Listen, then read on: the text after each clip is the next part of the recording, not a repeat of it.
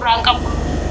Gaafachuu dhaboo osoo hin ta'in kabbanneen obboleettii deetii obboleettiin tante dalagattee tarii abbaa keetitti akkasuma hiriyyaa isitti mallaqa ergachuu dhabuu amma tokko quba qabda jedheetii yaada.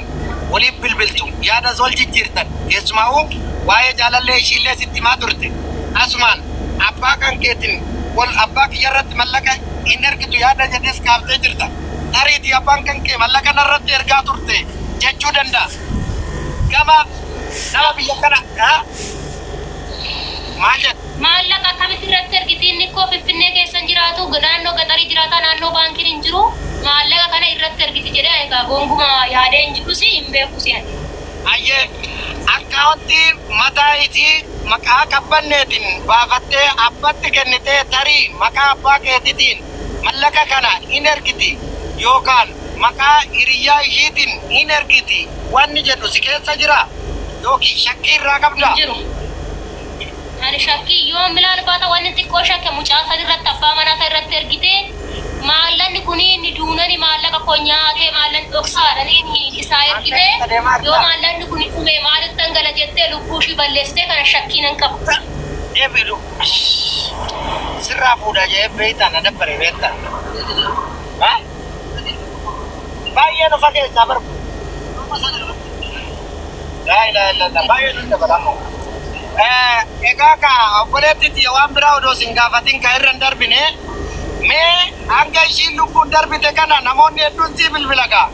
Namoonni sii bilbilanii haqni obboleettiitii nu bira jira. Armaan duras mallaqa nurraan ergachaa turte. Dhugaan jiru kana waan kana sirritti nu hubadhu namoonni siin jedhan jiru laata. Mee waan kanarraa quba qabda? Waan kanarraa quban qabu wanna kanarraa akka ishiin duuteyyuu mucaa inni kuni obboleessa kiyya isatu waan sanatti hime malee ani silkiin kiyya silkii wanyuu kana waan ta'eef immoo mina fayyadamu isa bira dhufeen inni natti hime malee waan kana humtuu naa dawwalee quban qabu garuu akka ishiin duute feesbuukidhaan akka ishiin barreessitee gallakkiste mina namni natti hime isa kana dhagaye malee oma silkiin qabu.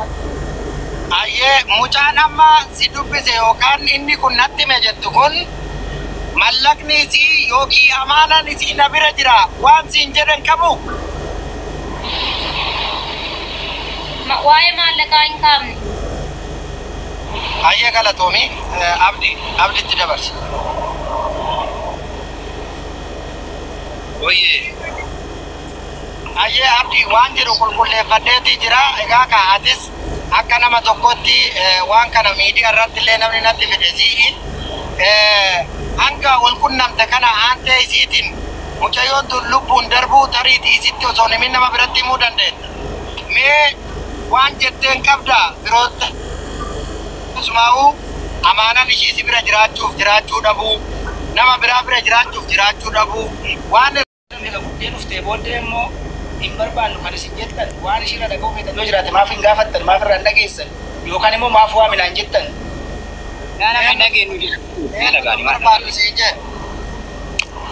Namticha amma si bira jiru maal jedhe ka fuula diimaa ammas. Inni aaree jechuun jechoota koomanii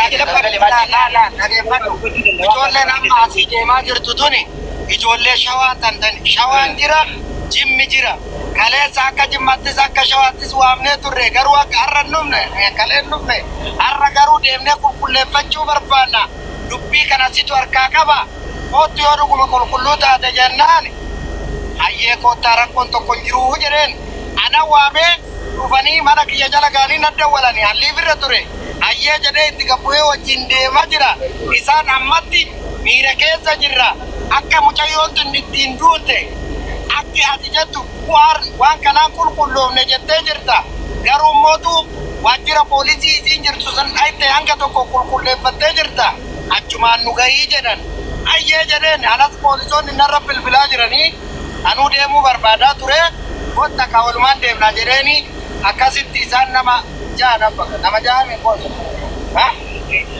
isaan nama ja'a kuno nama sadi ana wajjin jirra sadi konkolaataa biraatiin duuba jiranii jechuun deemanii dhugaa jiru qulqulleeffatanii akkuma kaleessa nuun jedhan anaan jedhan san jedhaniini saniin ala jedhaniini san ana itti saalfata yoo waan dharara mucayyoo duute sanarra kaa'e akkaataa kaleenaan jedhan saniin hubatanii takkatti wanni ani barachuu barbaadu obboleetti teenna tana obboleetti mucayyootiin ati obboleetti maisiiti moo fira ishiiti moo maal ishiiti ka jedhuuni gaafachuu barbaadu. Paaspoortii ilaala.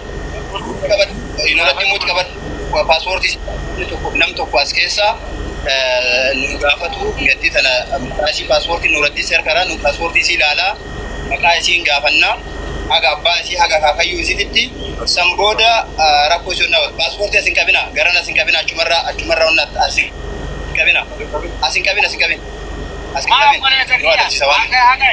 amma paaspoortii as qabu osoo hin ta'in an obboleettii isiiti yoo jette maqaa ofii guutuu yoo himte maqaa isii anillee hin gaa'u anis waan gaafadhu qaba waan ta'eef paaspoortii si bira jira waan ta'eef achirraa laala. Anama maqaa isii qofa osoo hin taane waan gaafadhu natu beeka. Aye, obboleetti ati obboleetti gaafadhu kunoo ati obboleetti ishiiti. Duba obboleetti hin dhagaamame. Obboleetti ishiiti. Aye. Hangafa ishiiti. Ati eenyu jedhamtaati? Kumbee Raggaasa. Kumbee Raggaasa. Ayyee ijoollee meeqa qabdanis? Nuti walumaa galasaa ijoollee ishii wajjin ijoollee 6 qabna. Ayyee. Ishii wajjin moo ishii malee? Ishii malee 6 qabna ishii wajjin 7. Ayyee bareeda. Okay. Ijoollee keessan ijoollee 7 jechuun akirreen Tumbee Raggaasaa ishee jalqaba yoo taatu isheen xumuraa eenyu maqaan ishee? Isheen xumuraa macarrashaadha. Annumarraa Boontuu Raggaasaa. Boontuu Raggaasaa. Ayyee. Waaree beektaa waaree qabdanii ijoollee maqaa waaree jedhamu jira.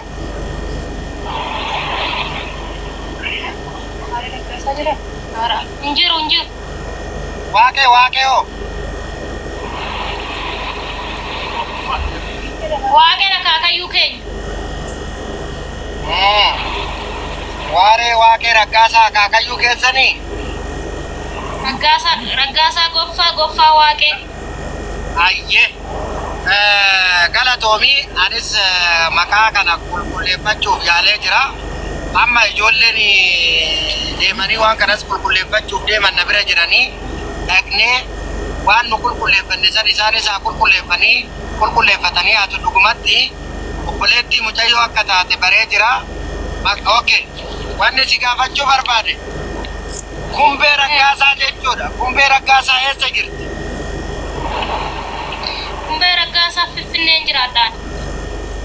Maqaan Kumbee Raggaasaa Finfinnee jiraatti. Ati Kumbee Raggaasaati mi'at? Finfinnee jiraattaa? Finfinneen jiraadhe. Ayyee abbaan kan keessii bilbilee akka bari'a kana? Naa bilbilee amma dhufaa jira makiinaan arganne kotteedhaan deemaa jira amma naannoo sa'aatii 12 na bira hinga. Ayyee waan sirraa qulqulleeffadhu tokko jira. Mee mucayyoon tun biyya kana keessa erga jiraatte waggaa 3 jedhaa jiru Beerut turte jedhan. Dhugaadha moo soba? Dhugaadha. Ayyee Dubaayin hanga dhufte sii bilbilaa turte? Naa dawwalaa turte aduu qidaamee aduu ayyaanas naa dawwaltee turte aduu roobis immoo aduu mucaan du'u naa dawwaltee turte. Ayyee mee mucayyoon tun abbaa warraa qabdi yookaan jaalallee qabdi? Mucaadhaan garuu walitti dhufanii ji'a 7 wajjin ta'anii amma ji'a 7 bichaarraan booda biyya halaa deemte ishee. Abbaan kee waan kana quba qabaa? Abbaan kee waan kana quba qabaa? Hin qabu. Hin beekuun? Ayyee galatoomii waan kana hin qulqulleeffannaa atis dhugaa jiru dubbachuu keetiif galatoomii. Ayyee mee jaalalleen isii dubbachuu keetiif galatoomii. Maakii qabaddaa kaa jarana. Jaalalleen isii ishee kuni wal quba qabanii wal dubbisaa turanii quba qabdaat. Jaalallee ishii kuni hamma waggaa 3 yeroo beeru jirtu walii dawwalaa turanii. Ayyee. erga Beerut deemteen booda Dubaayitti dabarteen booda immoo jidduudha wal lolanii turanii waan irratti wal lolan irree hin beeku wal lolanii turanii isaan booda quban qabu wal lollee jirra addaan baanee jirra jettee naada waltee turte.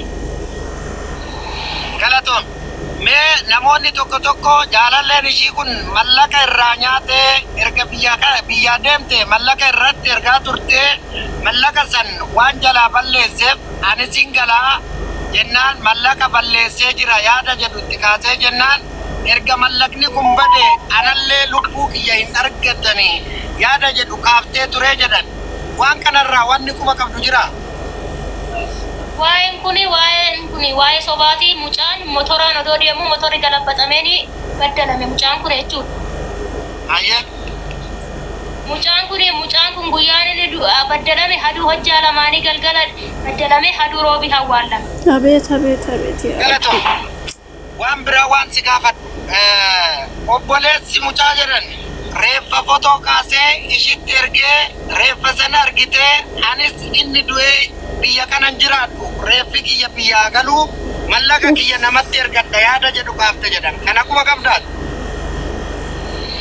Dhugaadha kun naada waltee turte anumaan ani inni erga du'een booda jiraachuun hin dandeenye ani yaa obboleettii koo ofan ajjeesa hin jiraadhu isaan booda isaan addaan ergan bahee inni du'e jireenyi kiyya jireenya hin jiraadhu kanaafuyyuu guyyaa sadiin booda an ofan ajjeesa maallaqa koo maallaqan achii qabu namattan kennadha. Isaan booda namni sun immoo barreessee lafa godha inni si biraan hin gaa bootaa inni awwaalcha koonaaf ta'a bootaa inni awwaalame sanitti na awwaale kanaan booda na argachuu hin dandeechu ani arra galgala waan mura jettee chaawunaan jettee silkiin irratti uffatte ergasi silkii ishiin handa walaa naa kaasuu didde. Okay, galatoomii obboleetti teenna mee eenyummaa nama mallaqa itti kennituu san waan addaan isinii baafte qabdi? Hin qabdu isaan namatti nan kenna barreessitan lafa godhaa waggaa reeffi kiyya dhufu wajjin dhufaa boolettee tokko waan isaa sitti kennan boorsan kiyya boorsaa lama kana bichaa naan jette malee waan biraa naan hin jedhe. Okay. Mee mallaqa ergachaa turte kaa namni biyyaan baa jiru kaa dalagatus yoo dalagatuu baates warraan yookiin aantee bira isaatiin ol qunnama jedhameeti yaadama.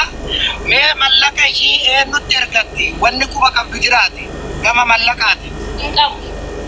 Maallaqa warra ishii irratti ergattu quban qabu maallaqni ishuma bira jiraan beeka malee maallaqni namarratti beeksisa irratti ergaan jiru.